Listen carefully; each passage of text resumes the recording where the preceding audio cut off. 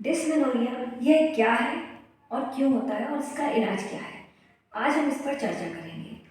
सबसे पहले हम बताते हैं कि डिस्मेनोरिया जो पीरियड के समय दर्द होता है, तेज़ दर्द, कमर या जांघों में दर्द होता है, जो युवा लड़कियों को पीरियड के दौरान होता है, उसको बोलते हैं।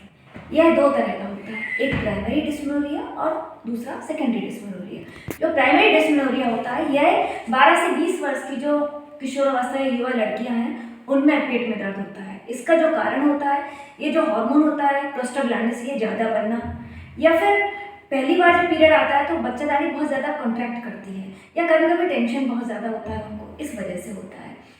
इसका जो इलाज है, अगर दर्द थोड़ा हो रहा है तो हल्की सी दर्द की गोली खा सकते हैं, गर्म पानी की बोतल से पेट की सिकाई कर सकते हैं, थोड़ी सी एक्सरसाइज करें, योगा करें, ज़रूरत पड़े तो कैल्शियम, मैग्नीशियम और बाकी दवाइयाँ अगर इसके बाद भी आराम ना मिले तो डॉक्टर की सलाह लें।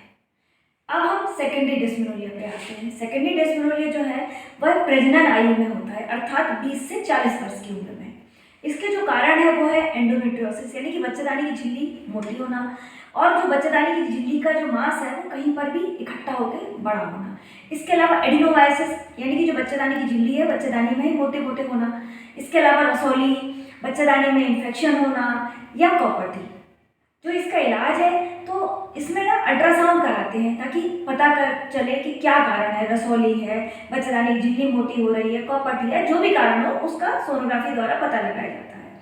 और मरीज को अगर ज़रूरत है तो दर्द की गोलियां दी जाएंगी, उसको हार्मोन्स की दवाइयां भी दी जाती हैं। इसके अलावा अगर उसको इन्फेक्शन है तो उसको एंटीबायोटिक दी जाएंगी, और इसके बाद भी अगर उसको आराम नहीं मिल रहा है तो सर्जरी की ज़रूरत पड़ती है। अगर यह दर्द 40 साल के ऊपर हो रहा है तो इसका कारण है एडिनोवायसिस, जैसे कि मैंने अभी बताया, बच्चेदानी की झिल्ली को मोटा होना, रसौली का होना, या एंडोमेट्रियोसिस, अर्थात जो बच्चेदानी का जो मांस होता है ना वो कहीं पर भी अंडाशय में या और कहीं पर भी इकट्ठा होकर दर्द करता है, या ये प्री मेनोपॉजल जो हॉर्मोन्स है ना उनका जो बैलेंस है ना वो चेंज होने लगता है इसकी वजह से। अब हम इसके इलाज पर आते हैं। तो इसके लिए अगर 40 साल के बाद महीने में दर्द हो रहा है तो मरीज की पूरी जांचें कराना बहुत ज़रूरी है कि कहीं हार्मोन्स की वजह से नहीं हो रहे हैं या कोई और जो कारण है उसको ठीक करना पड़ता है, सोनोग्राफी तो करानी पड़ती है। लेकिन अगर इन सबसे आराम नहीं मिलता है और लगता है कि कारण सिर्फ बच्चेदानी में है तो बच्चेदानी के ऑपरेशन की भी ज़रूरत पड़ती है। अब हम इसके कुछ घरेलू उपाय बताएंगे जो सभी उम्र में मरीजों की मदद करेंगे। जैसे गर्म पानी की थैली है वह पेट पर रख के सिकाई कर सकते हैं, योग कर सकते हैं, स्ट्रेचिंग कर सकते हैं, हल्की सी वॉकिंग कर रहे हैं, और चाय और कॉफ़ी का कम सेवन करें, पर्याप्त नींद लें, तनाव कम करें।